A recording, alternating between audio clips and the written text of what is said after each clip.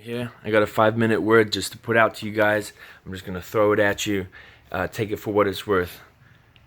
I hope you're ready. The word is balance. So much to chew on there. Balance between truth versus unity. At what point is truth? Do we value truth enough to kind of sacrifice unity? At what point do we value unity above truth? I think that's a huge one in the church, as well as other areas of life. What about the balance between mercy and justice? Which do you value more? Which is more important to you? As we all know, we have a merciful God, but we also have a just God. So, where on the spectrum do you lay? I think most of us have a bit of both, or value both. We're not just one way or the other. And God's given us a lot of leeway to be individuals, to be unique. And part of that individualism is where we lay on that spectrum. Some of us tend a little more towards the left, others tend a little more towards the right.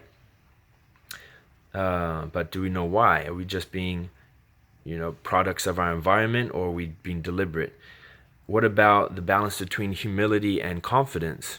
On the one hand, you have meekness, open-mindedness, coachability. On the other hand, you have confidence, principles, conviction, standards, all good things, but at which point do we apply which value? And this may not be for everyone, but I'll say if you are someone who tends to accommodate and want to make others happy, I find myself doing this, and I would say do not feel obligated to change what you're doing, your way of thinking, simply because you assume others know something you don't. Because we all have different strengths we bring to the table, and you have a unique strength. Just because you hear someone saying they do it a different way, it doesn't mean you have to change. But again, that's not a license to go and just do whatever you want. I do believe there are absolutes and right and wrong in this world, in this life. There are principles, but again, it's a balance. So my advice, do an honest self-assessment of your values and ask yourself, are my actions aligned with my values? Do not assume that others' values are the same as yours. That's probably one reason why they do things differently. Auntie wants you. Okay, thank you, Trinity. I'll be down. So there was a study done, Kelsey was telling me about this, on pet owners, how pet owners who feed their dogs the right amount tend to think their dogs are underfed or too skinny, because they see other dogs who are overfed and assume those dogs are healthy and their dogs are not. It just goes to show how impressionable we are as creatures. Another study was done by these two guys, Christakis and Fowler.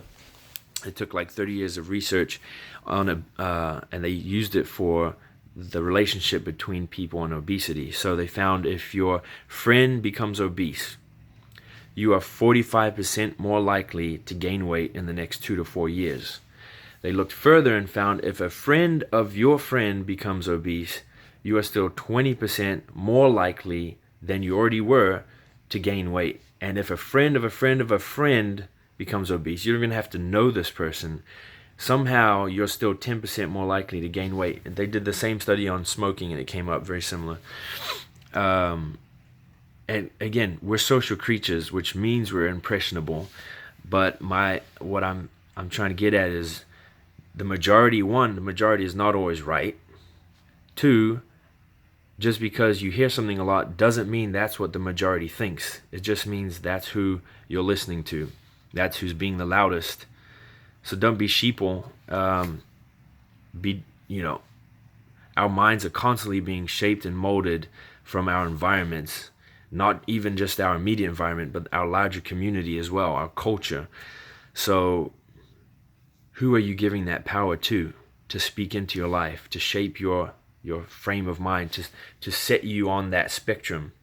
Is it the news? Is it memes, TV, media, social media, friends, family, colleagues, coworkers, bosses, You name it. I don't know what it is for you, but you need to know. So who you giving that power to? God bless.